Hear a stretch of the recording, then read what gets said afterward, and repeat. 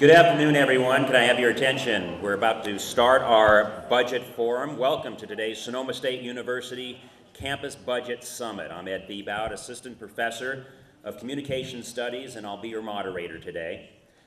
Now, the purpose of this summit is to talk about the governor's proposed cuts of $386 million to the CSU system, cuts that would badly damage the ability of our students to get the kind of education they so richly deserve. Now, you were handed these packets as you came in. We want to make sure that everybody here today fills out these packages with your contact information, rather, and what you can do to help the process. Very important that you turn these in at the end of today's summit. A lot of people I talk to in the community, and even some right here on campus, believe that these $386 million of proposed cuts are a foregone conclusion. But nothing could be further from the truth. The governor still has to submit his revised budget proposal, and even after that, his proposed package has to be debated and voted upon in the state legislature. The 23 CSU campuses consist of more than 450,000 students, 46,000 faculty and staff, and 2 million alumni, by students, faculty, staff, and administrators coming together as one unified voice on this issue. We become a very strong lobby group in Sacramento that they will hear. But again, it will only happen if we work together. As you'll hear in more detail over the next hour, this is not only an important issue to those of us who want to provide quality, affordable education, higher education to everyone in this state, but also to the California economy and every single citizen as well. One of the flyers being passed out today by the California Faculty Association has some very interesting numbers that you'll want to take a look at. For instance, the CSU educates the majority of California's nurses, engineers, business professionals, criminal justice professionals, and teachers, just to name a few. The total spending of the CSU, its students and graduates, was estimated at $53 billion in 2003. So it's easy to see why the cuts being proposed are not only short-sighted, but potentially damaging to the state's economic engine. Now, I'm personally pleased to play a small part in today's summit as moderator, and not only as a new full-time faculty member. I'm also a product of the CSU system. My positive experiences as a CSU student many years ago have left a deep and lasting impression on me. So much so that when I became a new lecturer on this campus 6 years ago, the first people I sought out for advice on how to become an effective instructor were my journalism professors at Humboldt State University. Right now, I'm also the parent of 2 children who are also in the CSU system, so it matters to me on that level as a parent as well. One of them is studying to be a nurse. Without the CSU, her pathway to becoming a healthcare professional would not only be more difficult, but would end up costing our family tens of thousands of dollars more, money that we, like many other families, simply could not afford. We want to remind everyone that today's budget summit is not about Sonoma State University's budget, nor is it about how we would manage cuts in our 2008-2009 academic year. We're here today to brainstorm for a common cause, to come up with ideas for winning support from the public and from state lawmakers. It's a chance for us to be proactive instead of reactive. With that, I'd like to introduce our panel today, a panel I think shows the kind of unity that we have on this campus about this issue. What I would like to do is move down the row of panelists, have each one just introduce themselves with a brief sentence or two, and be sure to lean into the microphone as you do so. We'll start here with President Armiñana. I'm President Armiñana. I'm Ruben Armiñana, and I have been president here now in my 16th year. I'm a professor of political science. My name is Jonathan T. White. I'm the Speaker of the Associated Student Senate, as well as a Senator to the School of Business and Economics. I am Scott Miller. I direct the Writing Center at Sonoma State University, and I'm chair of the faculty next year. I'm Elaine McHugh. I'm vice president of the CFA and a professor in the kinesiology department. I'm Jim Manley. I'm the president of the Alumni Association. I received my master's here in 1999.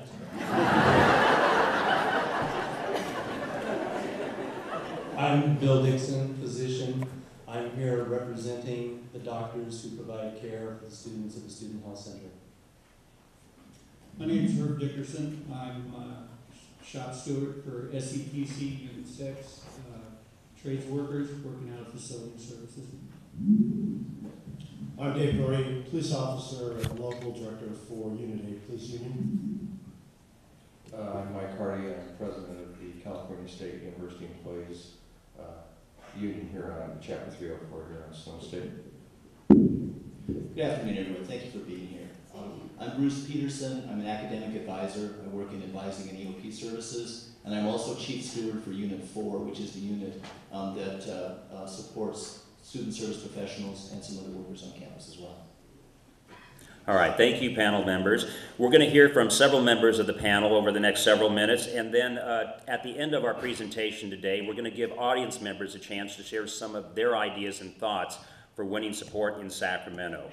Our first speaker today, President Rumit Armanyana. Thank you. First, let me welcome all of you, and I particularly want to welcome Professor Lillian Tays from the LA campus, who also happens to be the president of the statewide CFA, and I'm pleased that she's here and came from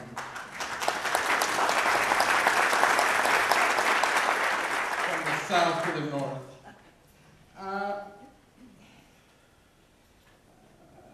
In many ways, this is deja vu all over again, but in worse way. The state is in great financial difficulties with a projected deficit of about $14.5 billion as today. Would not be surprised that by the time the May revise comes around, May 10th, rolls around, that number will be revised, and it will not be revised downwards but upwards. And we could be reaching a deficit of greater than that, probably 18.5 to $20 billion. For a variety of reasons, the economy is not doing better. California's problems have been resolved. Fixes are temporary. Therefore, at this moment, it's a pretty grim picture. There had been a recommendation in the January by the governor in his first governor submittal about the CSU, where, for you to know where we get there, the governor built the recommended budget for the CSU based upon the compact we have had with him and then with previous governors, but then has taken a 10% cut across the board all over every budget of the state of California. But while it was built, the budget was built in the right way, then it was cut severely by 10%. That 10% for the CSU amounts to $313 million. If you then add another $73 million, which is equivalent to a proposed 10% fee increase for our students, the amounts that we are deficient in the CSU equals $386 million. Let me put that, those sound like big numbers. They really are. But let me put them in sort of a home perspective. If you were to do something drastic about how to just deal with the $313 million, that basically means closing 5 campuses like Sonoma State. You know, so instead of having 23 campuses, we would have 18 campuses. That's what that number of 313, and if, without even adding the revenue for the fee increase, amounts to 386 altogether, would mean. Closing 5 Sonoma State-size campuses. Well, we obviously are not going to do that, but the consequences of not having that kind of revenue restored to the CSU and to this campus will be equally disastrous in terms of access to the students. And these proposed cuts will basically reduce access to over 10,000 students. The students, by the way, are here today.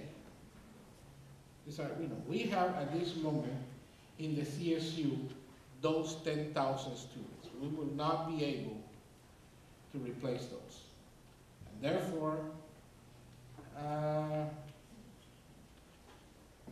in the olden days, from some of the faculty would remember that when you were in college and the freshman year you were in a big class and somebody said to you, take a look at the right, take a look at the left. By the end of the semester, one of you would not be sitting next to the other. That's what you will be meaning.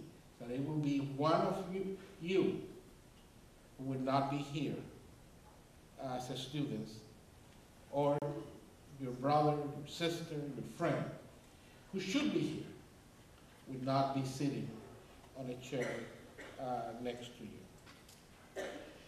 That translates over time into a reduction both in the quantity and in the quality of California's workforce. The CSU is the provider of that essential intellectual, professional workforce for this state. The teachers, the nurses, the engineers, the technologists, the language specialists, the mathematicians, all of those people who really are the intellectual wealth of this state would not be produced. And a cut of that nature, an enrollment, would probably have a greater impact on the diversity of our campuses. Diversity is one of the issues that we continue to struggle with this campus and others, but we know that this limiting of access would impact in greater ways our students of color, our students from lower income, the students who are first-time generation students, and many others. And that's sort of, you know, therefore it's a compounded effect. Now, if this budget cut of $313 million, or 386, were one time, you know, you would say, well, you know, it's just the first time. It is not. This is what I say, it's deja vu all over again. Since 2002, it's only 5 years ago, I probably have cheese in my refrigerator is 5 years old. The CSU has had a budget cut, net of the student fees, of $522 million. Again, let me put these numbers into context. Sonoma State's share of that $522 million budget reduction since 2002. Forget the 90s. You know, forget, some of us cannot forget the 90s. Forget the 90s, just worry about, you know, since 2002, this campus share of that $522 million budget reduction is $13 million, which has not been recovered at all. This is net of fees. The proposed budget cut will add another $3.5 million to that. Let me tell you, those are gigantic numbers. Again, it will have an impact upon everybody at this university, our students, our faculty, our staff, our size of classes, and how many classes we can provide, and how we can pay our employees, and create extremely much in the quality of what we can do. It is not in the best interest of the state, and clearly it's not in the best interest of our students. From an economic point of view, it's also very detrimental to the state. One of the reasons we're in these difficulties in California is we have not enough revenue and too much expenditure, both. Money invested in the CSU has a multiplier effect of 4. For every dollar you spend, you create $4. You create $4 to be taxed.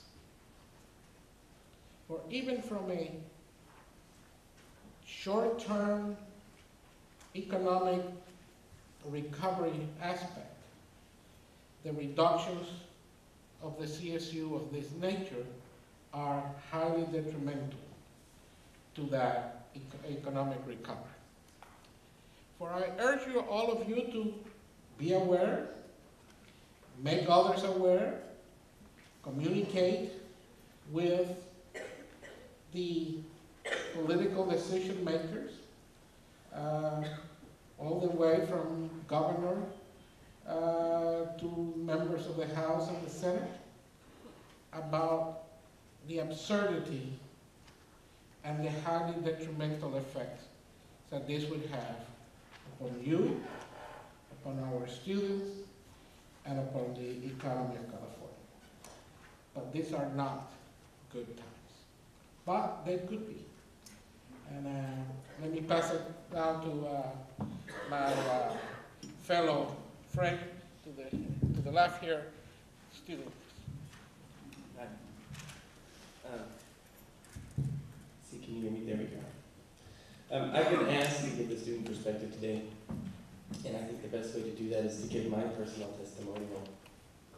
I've been following the proposed budget cuts, and I met with my dean in the School of Business and Economics to discuss how this might impact our school. I'd like to take President Armiana's numbers and break them down a little bit further. Preparing for the proposed budget cuts, my dean and the provost have worked out a new budget for the School of Business and Economics, and they announced to us that in order to comply with these budget reductions, we would have to cut 15 sections of business courses and 5 in economics.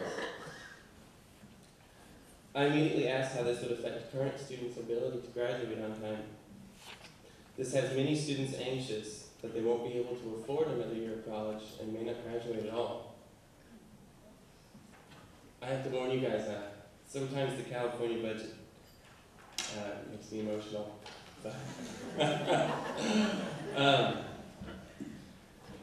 I first stepped into a college classroom 10 years ago. For 3 years, I was a model student.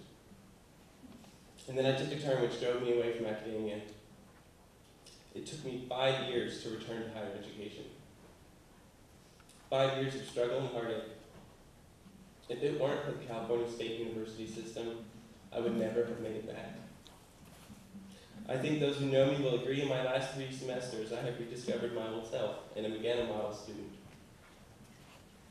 I'm excited for the first time in almost a decade to think about who I will be next year, or who I might be 5 years from now.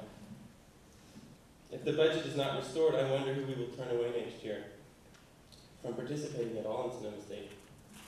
Will we be turning away the next CSU success story?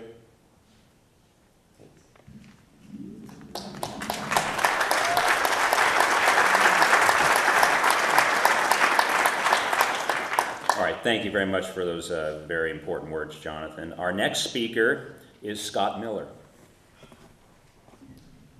Thanks. I too contact a lot of feelings when I think about the entire state political system, but these budget cuts in particular, and as my remarks will indicate. I prepared something because I know that I could just get carried away. Might as well stay on track. I'm here representing the Sonoma State University Academic Senate, proud to be doing so. I think I speak for the whole Senate when I stand up here, sit here, and urge, along with my fellow panelists, that we all move as one at this pivotal moment in the history of the California State University. Please help us to help Sacramento change course and avert this coming catastrophe. I don't know how many people know this, but I'm an alumnus of the CSU myself. Like Ed, I attended Humboldt State University between 1981 and 1988. Earning both a BA and an MA from that very fine English department there. I sort of hesitate to say what follows out loud for fear of inciting a riot, but when I began at HSU in 1981, my entire fee, apart from housing and food, was $69 per term. These were the days when California's master plan for higher education was alive and well. Students today may hear this with disbelief, but back then, a quarter century ago, we really did pay 0 tuition. My fee was just that, a fee for a variety of student support services. The good people of the state of California understood in those days that education was a priority and the farthest thing from being a waste, a fraud, or an abuse, as so many irresponsible politicians on one side of the political spectrum have argued for so long. Educating our citizenry was then what it is today, an investment. An investment in the future of our young people and in the future of our state. I'm sure you have all seen the bumper sticker that says, if you think education is expensive, try ignorance. Let's make that sentiment a bit more specific for us, for our purposes here. If we all as Californians think that education is expensive, we should see how expensive it might be to further limit young people's opportunities for growth and learning in a punishingly competitive economy. How expensive it might be to have around insufficient teachers, engineers, business people, nurses, social workers, and on. How expensive it might be to take the chance to attend a good public university away from young people who are carrying the hopes of their non-traditional college-going families or who represent the hopes of entire non-mainstream communities in finding a way into the mainstream for the purposes of both joining the mainstream and making it better. And how expensive it might be to graduate students from institutions that are crippled and starved of all hope of offering a quality education. I'm frankly very worried about how these projected budget cuts might impact the quality of learning here at Sonoma State University. My job is to sort of talk about what we would foresee the impacts on students might be. We don't yet know exactly what the cut might be or how it might be parceled out, but certain effects of these cuts are near to certainty. 1, students will have fewer courses to choose from when they register for classes. There's really only one way to cut the budget at Sonoma State University, and that is to reduce the payroll expense, which is the vast majority of our budget. This means fewer teachers, and fewer teachers means fewer classes, period. Students' frustration level around reg time will be very high indeed. 2, the classes students will have to choose from will be larger. Rest assured that we, the faculty, will do everything in our power to ensure that students have somewhere to go when they turn up for classes in the fall. Big class sizes will be an inevitable result of the cuts in sheer numbers of classes. This one effect will dramatically impact the quality of teaching and learning in those classes for all involved. 3, majors and other programs will frankly be moving close to what I can only call non-viability. 5 years ago, as the president said, SSU endured cuts that erased what we might call the safety cushion for programmatic viability. Gone were the course releases and the operating budgets that allowed faculty members to oversee their programs, to create, manage, and assess their curriculum, to do the faculty governance work that enables a faculty to be one common faculty working for the overall strength, integrity, and quality of the institution. We've not recovered any of those losses, and faculty have soldiered on out of sheer concern for the welfare of our students, doing the best we can at high costs to our own health and sense of professional integrity. As many students have intuited over the past 5 years, and as all faculty, staff, and administrators know, this heroic soldiering on has not been sustainable over the long term, and cracks in the fabric have begun to open up all over campus. Now a vicious double blow of even further cuts to numbers of courses programs can offer, and further cuts to planning budgets threatens, frankly, to widen those cracks dramatically and push programs toward the cliff. All over campus, departments right now are working hard to plan a curriculum of courses that takes account of a potential cut. The work is incredibly difficult and painful. What it means in practice is that all over campus, devil's bargains are being made. Bargains that balance the interests of curricular elements that should never have to compete. Do we starve our majors so that we can meet our general education obligation? Do we sacrifice our small seminar experience classes so that survey and introductory class sizes don't balloon into the stratosphere?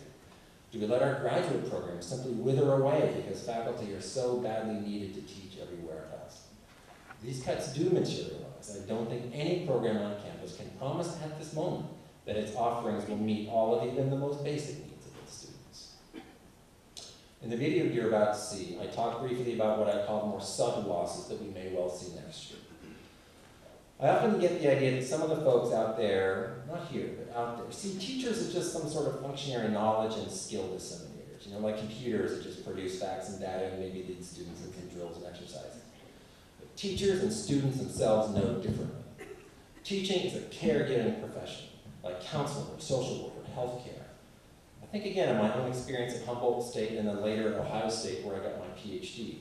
Certainly some of the stuff that I learned in my 12 years of higher education stuck with me, that is the facts and data and so forth. Far and away more important than that stuff was the general personal and professional development I attained simply by virtue of the fact that I had excellent mentors who had the time to talk to me, to listen to me, to read my writing and offer thoughtful feedback on it, to write good letters of recommendation for me. And most importantly, just simply to know me and keep an eye on me and have faith in my capacity for excellence even when I myself neither believed in my own potential nor recognized excellence when I did accidentally happen to produce it. This is the kind of mentorship I got for my $69 per term at Humboldt State in the 1980s. This is the kind of mentorship that faculty at SSU want to offer and know they need to offer as best they can to meet their true and deeper mission as educators. And the faculty's ability to offer this mentorship, which again in the long term is the most important element of our curriculum, is profoundly threatened by these projected cuts. I look back on my experience at Humboldt State as if looking back at a different world, frankly, alone, one we have left behind in so many ways. It would seem to be a hopeless and foolish dream to imagine that we could ever recapture the kind of social commitment this state once had in public higher education. I think we can recapture that commitment. Doing so will take a great deal of effort and work, and it will require that Californians in general stand up and reject the paltry, immature, disrespectful, and incredibly short-sighted idea that public enterprises funded by the public's tax dollars are somehow wastes, frauds, and abuses. We are the very cornerstone of a decent civilization in this state. Please join us to do everything you can to make this case in Sacramento and throughout the state. Thank you.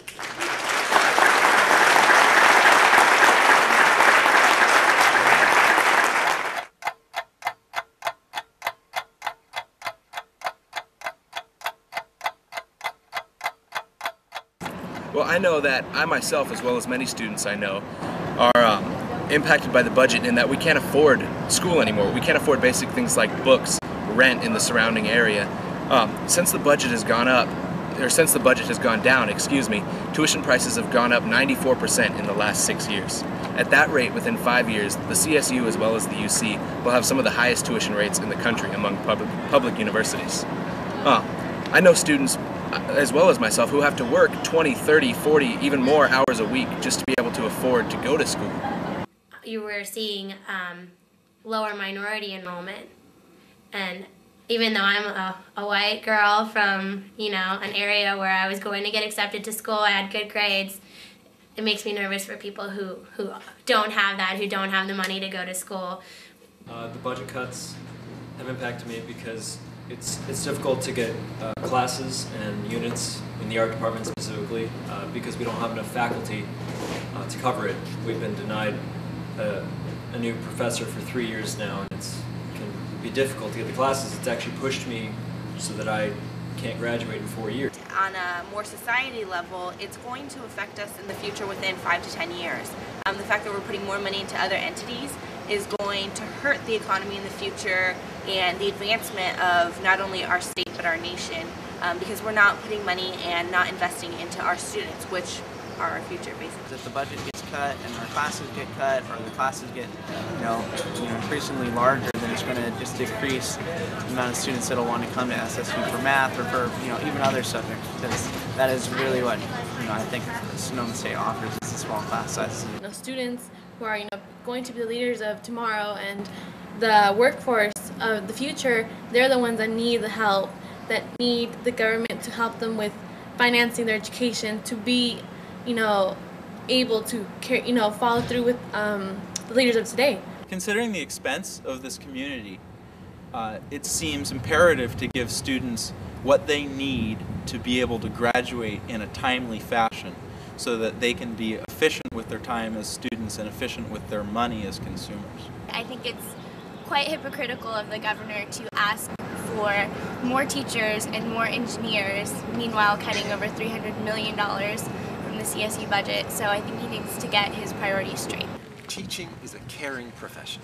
It's not just a functionary job of dispensing information. We need to have time to get to know our students in order to advise them properly, to help them have the lives and the careers here at Sonoma State and beyond Sonoma State that they want to have.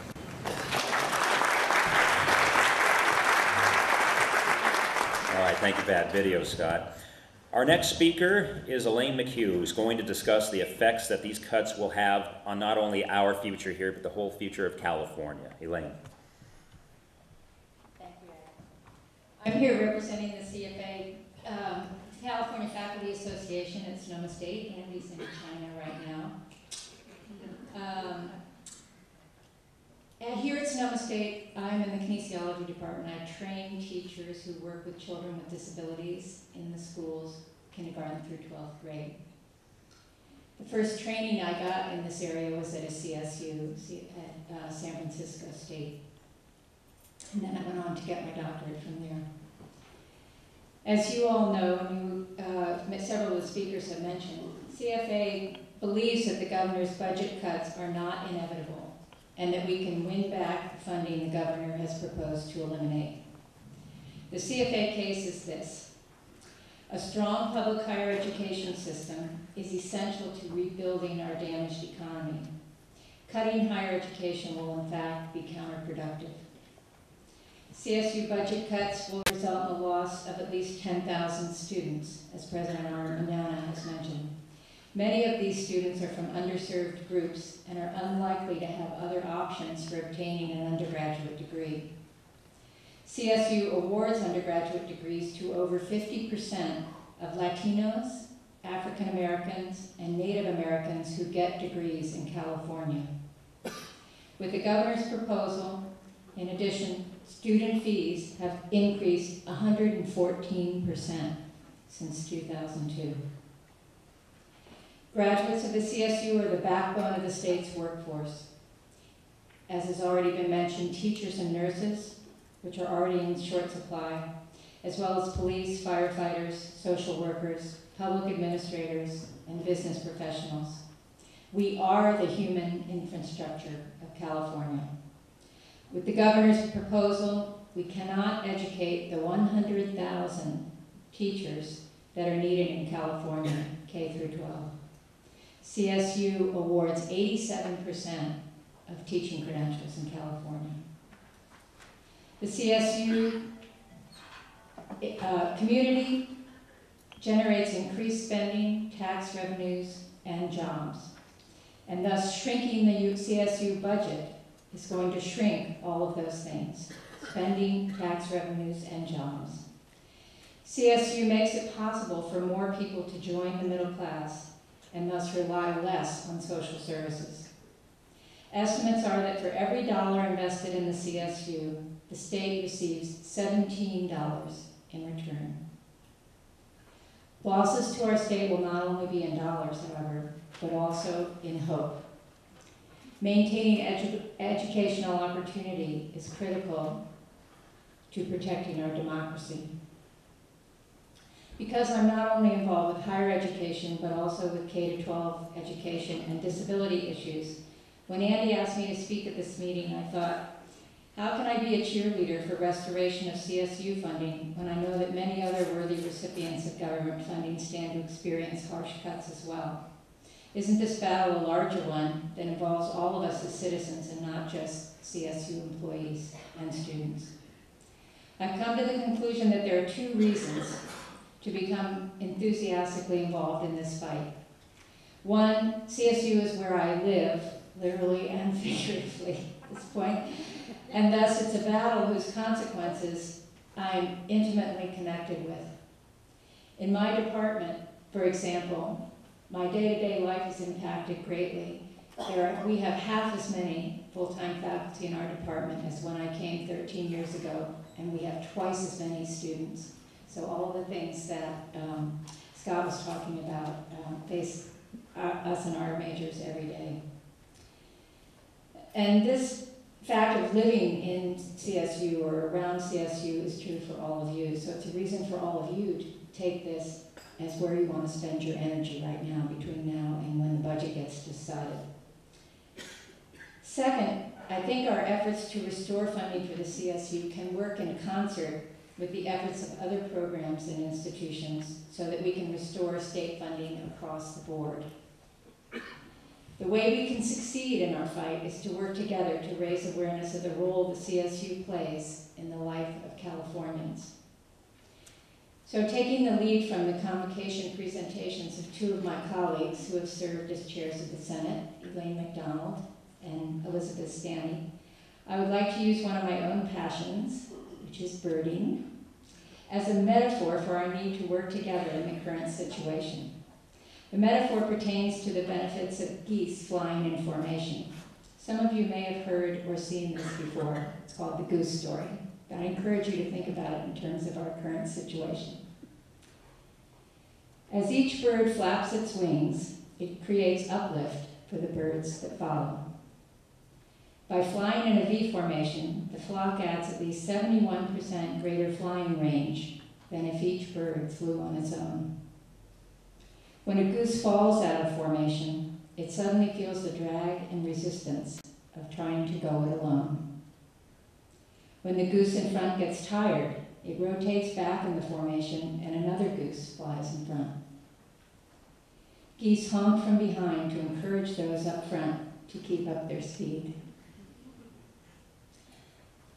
Thus, we who share a common goal need to stay in formation with those headed in the same direction. We can achieve the goal more quickly and easily when each of us makes a contribution. We need to stand by one another, and we need to encourage one another to keep up our momentum.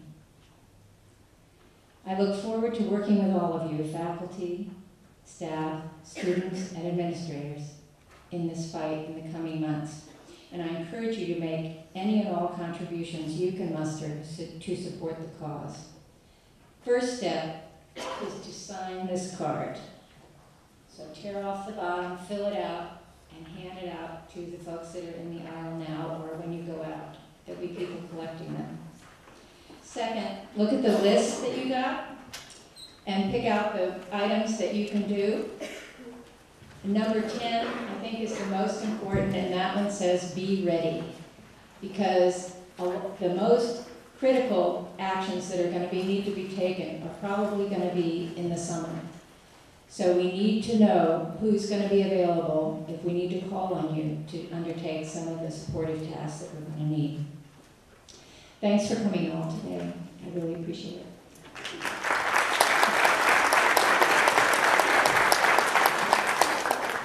All right, thank you, Elaine. And we can't emphasize enough how important it is for every one of us to fill out the information Elaine just referenced and get it in before the end of this budget seminar, because it's so important that every one of us get involved with the process. I need to make a quick announcement. Jonathan White is going to have to slip out in a few minutes because he has a midterm at 1, and he wanted you to know that it wasn't because he wasn't interested by everything that's being said here today. So.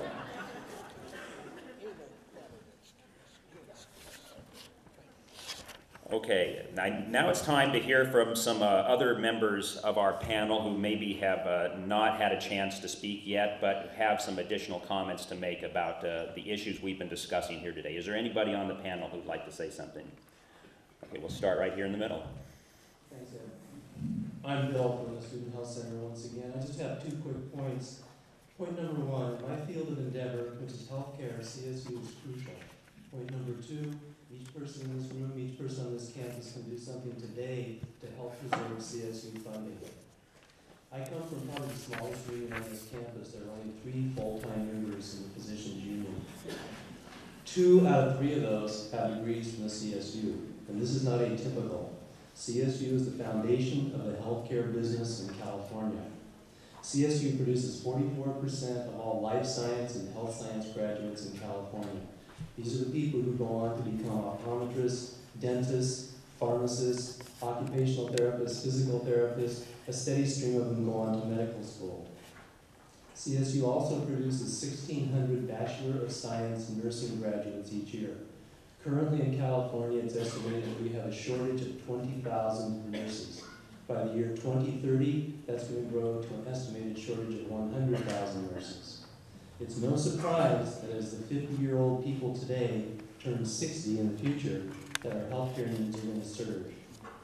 Does it make sense to decrease the funding for the vital educational pathway to healthcare professions at this point in time? I don't think so. Point number 2, what each of us can do. Go to the State of California website. Use your zip code. You can get contact information for your state assembly person and your state senator. You can also get contact information for the governor's office. Write, email, or telephone each of these people and tell them the reason that CSU funding is so important. Higher education in California consumes approximately 10% of the state budget. 40% goes to K through 12 education, another 10% to public safety activities. I do not think that we can tell our leaders to take from these other vital programs just to save ours. We've enjoyed a decades-long run of prosperity in this state. Lately, that prosperity has become a lot more dependent on our reputation, the ready availability of credit, and the work of hard laboring people in other countries. That's not going to continue. Funding our future needs is going to cost us. And I think the responsible approach is, when we're requesting funds for the CSU, to also include in your comments suggestions about where this money is going to come from. There's some good ideas about where the money can come from that are available at the Legislative Analyst Office website. Other thoughts? Maybe energy taxes could serve a couple of purposes. Is the next $1 per gallon in gasoline cost increase going to go to some country far, far away and benefit them? Or should it come back to California and benefit us? How about progressive income taxes? Right now, the person who earns $500,000 a year in California is paying tax at the same rate as the person who earns $50,000 per year. In times of economic hardship, maybe the person who's benefiting much, much more should pay proportionately more. Maybe we should offer early retirement incentives to senior, long-term employees in the state system. Let them leave, let new people come in at lower pay grades. Maybe we should make Proposition 58 work. Proposition 58 is the state balanced budget initiative. We seem to be having trouble balancing the budget. If 58 isn't going to work, maybe we should try something else. Please include your thoughts, but I think the responsible thing to do is to include ideas about where the money is going to come from when we say it's going to cost us more. So those are my 2 points. 1, healthcare. The future of healthcare in California depends on the CSU. And 2, each of us can make a difference today by contacting our lawmakers in Sacramento. Eventually it's going to cost us, but eventually it's going to be worth it. And when we say, each of us, we say, well, I represent the physicians, or I represent another group, realize that's what we're used to saying, but who we really represent are the interests of the students. All right, thank you for your comment. I believe I saw another hand up on our panel down at the end, and I want to remind people also too that in a few minutes we're going to have the opportunity for audience members to share some of their thoughts and ideas on this very critical issue. Go ahead. Thanks, Ed. Again, I'm Bruce Peterson. As I look down the panel here, I am amazed. I think this is the first time all of us have ever agreed on something. And I think that's energy that we need to take forward. We formed an alliance. We want you to join us. I'd like to do a small demonstration on the power of groups. No, not that kind of demonstration. Maybe that's later. But bear with me for a couple minutes. On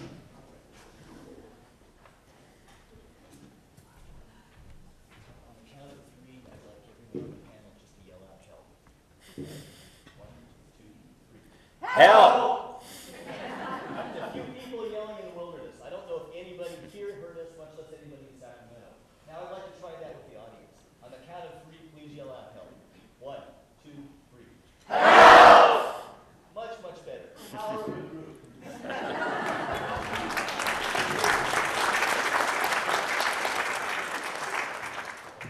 All right. Is there any other panel members who would like to make some comments? Go ahead. Mike Hardy from CSU Employees Union. I've been asked to be here in support of the Alliance by our organization. We have 16,000 members throughout the entire 23 campuses of the CSU, as well as the Chancellor's Office. We do have people in the belly of the beast.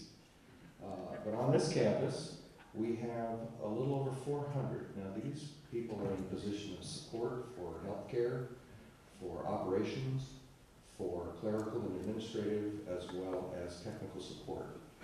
They work very hard in support of the students and the mission of the CSU. And with these proposed cuts, that becomes impossible. And we want you to join us in the Alliance to get the message out to stop these cuts and to return full funding to the CSU. Now, as a side comment, just to give you a sense, the others here have filled you in with all of the details, and I'm not as articulate as they are. But one thing I will bring to your attention, and that is that as we go up and lobby the legislators, as we often do for our organization, the thing that comes very, very clear is that they do not have 1 sense of what the CSU contributes. They are busy concentrating on things that they really do get information on and get a public input from, such as filling in potholes on the I-80 corridor. But as far as the contribution of the CSU, what it gives to the state, what it powers in the economy, nothing. It's amazing how little they understand. You have to contact your local representatives. You have to get out and contact people, letting them know you are a constituent that thinks this is important. And all of this is fairly ironic, considering the staffs that we speak of. All of their staff are educated in the CSU. So put these things in your minds, fill out the cards, and join the Alliance. And we have a chance to stop these cuts and to restore the funding.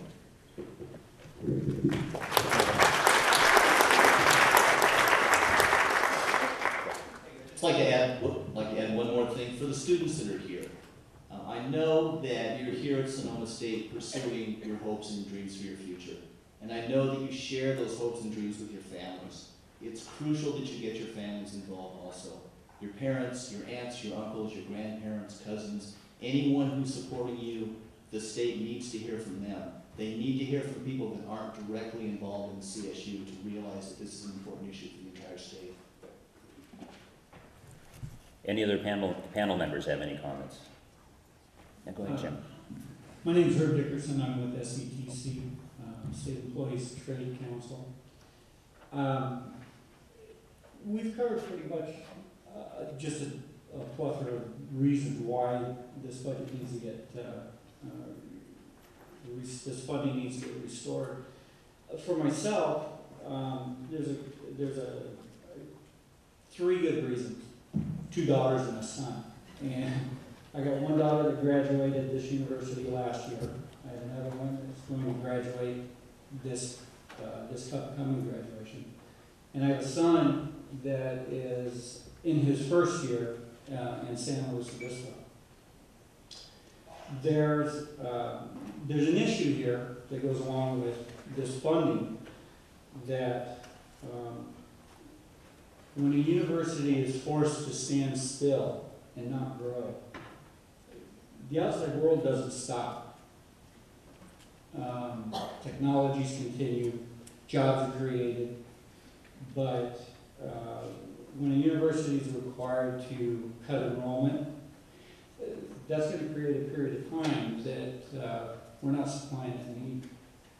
So you're really, when you think about it, with this funding that we're trying to get restored, it's sort of the, as Wayne said, it's sort of that goose out in front of the pack there.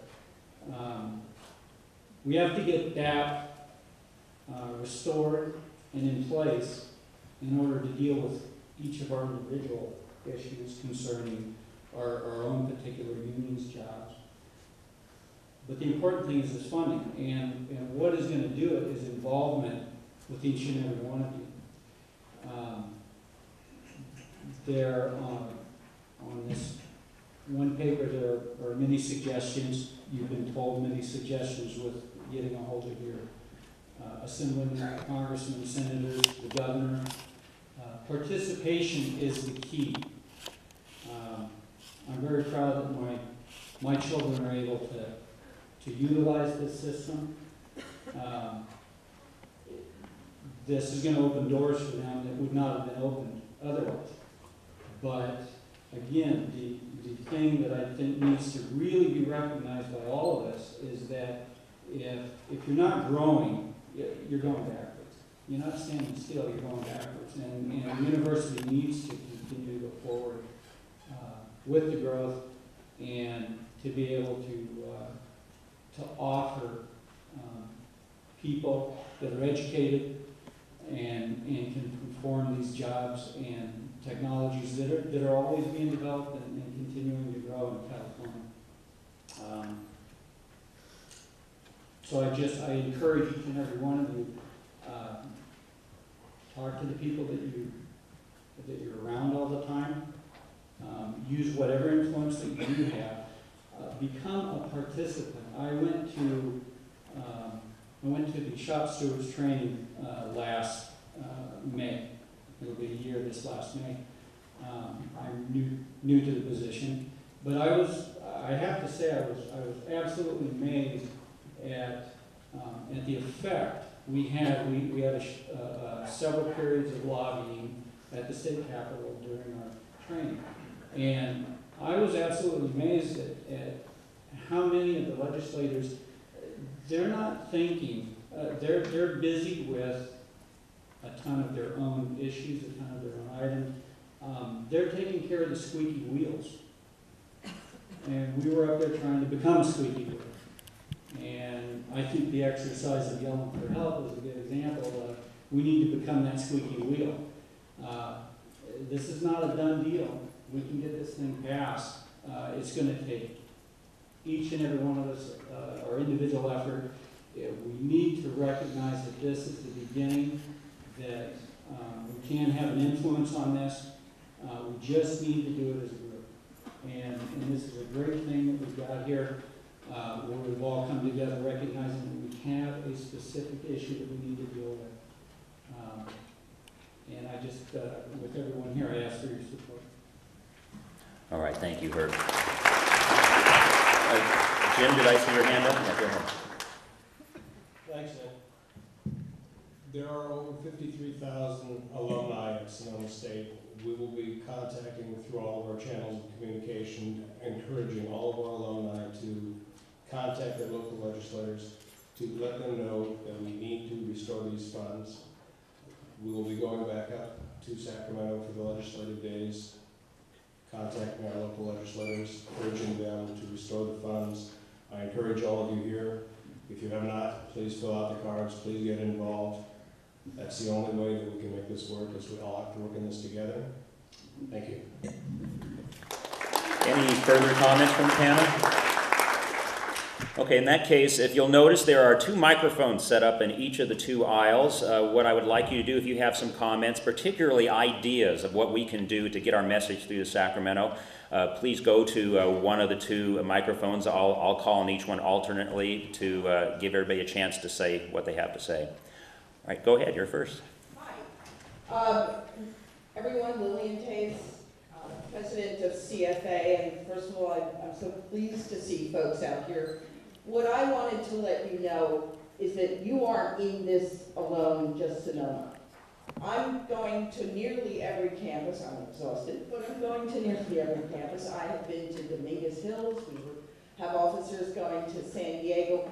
Every single one of the 23 campuses is doing this same thing. So you all, it doesn't just rest on your shoulders.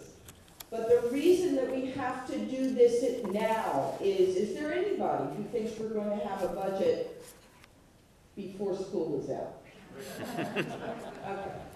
Given that, where are you all going to be this summer? On campus where we can get you? No. You're going to be out and about. Some of you will be, and we'll get to you. But most folks are going to be off, and campuses go kind of quiet during the summer. That's why we need you to fill the card out. The card gives us your access to your email, your phone, because if you remember last summer, when they tried to cut 1% out of the CSU budget, we had to get on the phones and get on our email and write our letters, and we have to be ready. So what we're doing now is getting ready, because when we need to pull the plug, we would like 500,000 people who believe in the CSU to dial the phones, send the email, write the letter, come to demonstrations, make their voices heard on behalf of the CSU and the state. So I really hope you think about who you're connected with. Who do you know beyond the campus? Because we can't just do it ourselves. It has to include our friends, our family, our networks. One of our lecturers at Fullerton is a member of the American Legion. That group is concerned about courses being available for veterans. They are going to become members of the Alliance for the CSU. Think about your church, your synagogue, your mosque, your community group, all of those folks. Every single one of them need to be touched and need to be signers onto the coalition, onto the alliance, so that when that time comes, we are ready. But I did want you to know you're not in this alone. Every single campus is going to pull its own weight, and so are the trustees, and so is the Chancellor's office.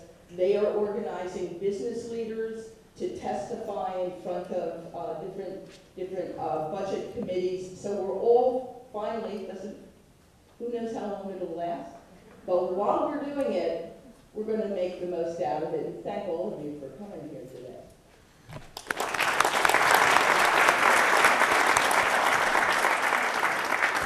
We'd like to encourage other speakers from the audience. Anyone else want to make a few comments or observations on how we can reach Sacramento? Please stand up and go to one of the microphones in the 2 aisles if you'd like to speak.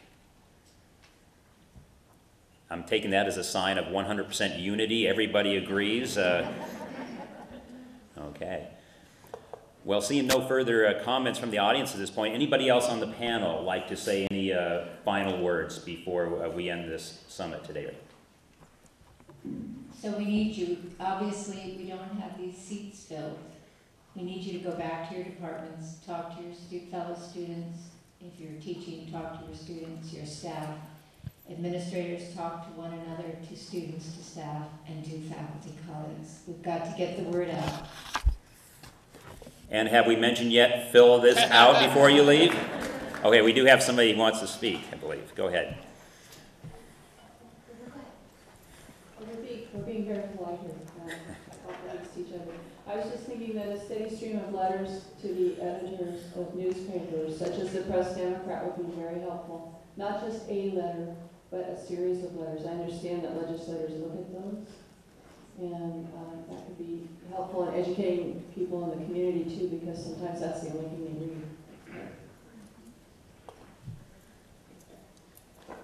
I wanted to know, where can we get digital copies of the wonderful handouts we got today so that we can share all this information with our students and friends and neighbors and whatever? I'm told that if you go to the home page, there will be a link there for that information. Go ahead. Also, some links if you go to the Chancellor's page, go down to the CSU main page. Okay, any other final comments before we adjourn the summit? I see one here, okay. Okay, just can't hear that. Local chambers of commerce, how many of the businesses in the area have come from CSU? So I actually grabbed a few extra of these signs because I know personally 5 or 6 businesses, and I'm going to ask them to put them up in their stores. And I think that would be a good place for these signs to show up. If they're all on campus windows, that's one thing. It's another thing if every store they go to has one of these. Excellent idea. Any other comments or questions? Okay, seeing none. Thank you all very much for coming. Again, fill out the information. Tell a friend, tell many friends. Let's all join together. Let's fight this thing in Sacramento. Thank you for coming today.